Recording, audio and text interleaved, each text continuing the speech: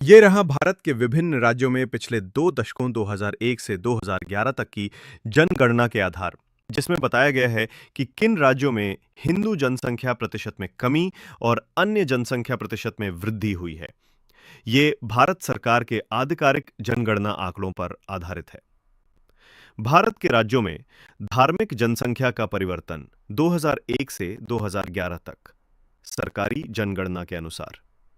नमस्ते दोस्तों, आज हम बात करेंगे भारत के कुछ राज्यों की जहां पिछले 2 दशकों में यानी वर्ष 2001 से 2011 के बीच हिंदू जनसंख्या का प्रतिशत घटा और अन्य जनसंख्या का प्रतिशत बढ़ा। ये आंकड़े भारत सरकार की जनगणना रिपोर्ट पर आधारित हैं। उत्तर प्रदेश 2001 में हिंदू जनसंख्या प्रतिशत था 80.61%, 2011 में घटकर हुआ 79.73%। वहीं अन्य जनसंख्या बढ़ी 18.42% से 19.26%। ये परिवर्तन लगभग 0.9% की कमी और 0.8% की बढ़ोतरी दिखाता है। पश्चिम बंगाल हिंदू 71.38% 2001 टू 70.54% 2001, अन्य 25.22% 27.01%। यहां अन्य जनसंख्या में लगभग 1.8% की वृद्धि हुई।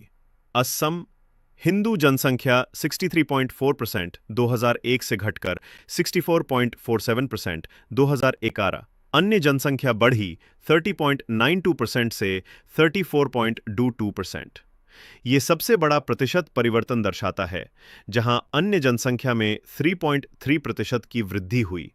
के केरल हिंदू 56.1% टू 54.73%, अन्य 25.3% 26.56%। यहां भी हिंदू जनसंख्या में गिरावट और अन्य जनसंख्या में वृद्धि दर्ज की गई। इन आंकड़ों से स्पष्ट है कि कुछ राज्यों में धार्मिक जनसंख्या के अनुपात में बदलाव आया है। ध्यान रहे, यह केवल प्रतिशत आधारित परिवर्तन है।